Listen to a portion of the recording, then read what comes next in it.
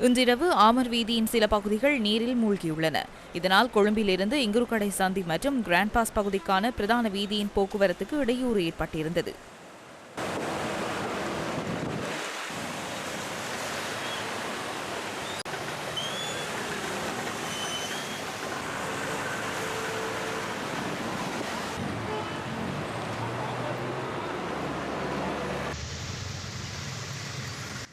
இன்று மாலை பெய்த கடும் மழையினால் கொழும்பு, மருதானை, பொரளை உள்ளிட்ட பல இடங்கள் வெள்ளத்தில் மூழ்கின.